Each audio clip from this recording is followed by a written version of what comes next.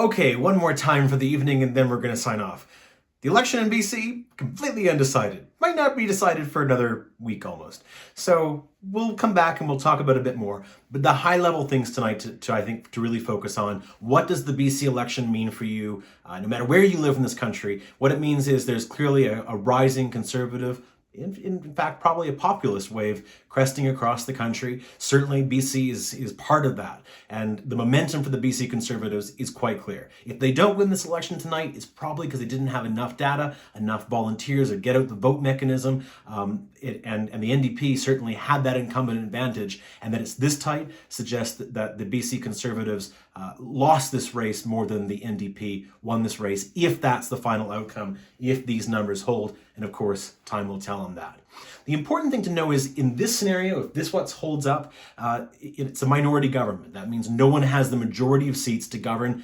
There has to be some kind of cooperation. Janet Austin, one of your teachers, the Honorable Lieutenant Governor of British Columbia, she will be placed in the hot seat as David Eby, the incumbent Premier of BC. He will probably have to go to Janet Austin to show that he has the confidence of the House in order to form government. That would probably be most likely in partnership with the Green Party, as was the case in the 2017 election. So don't forget to brush up on your social studies textbook, Nature Labs, to understand what that process will look like. Certainly will guide you through as that unfolds.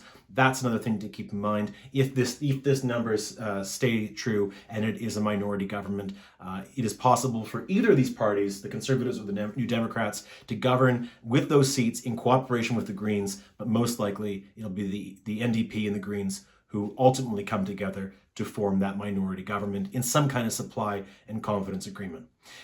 The bigger takeaway, though, I think in this is how divided the province of British Columbia is, which mirrors Canada, of course, equally divided in its own right. And it's especially divided between the urban and rural lines. Urban went heavily for the NDP, rural went heavily for the BC Conservatives. This is a story playing out across the country.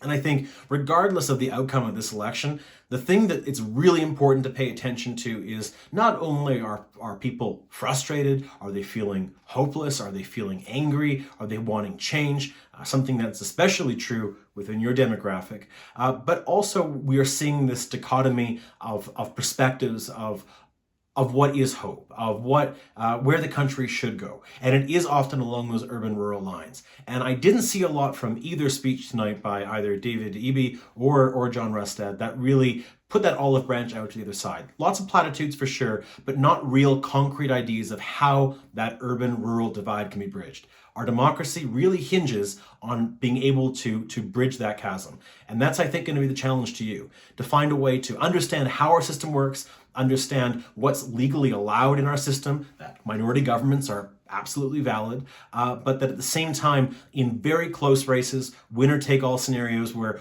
1% of the vote's been the margin of difference, there's going to be a lot of people who feel cheated, no matter what the final outcome is, and that'll be especially evident along urban-rural lines, and that, I think, is the challenge for our generation, to figure out how to fix that issue so that we can come together as a province, as a country, and find a way forward where more people see themselves in the outcomes that we are creating.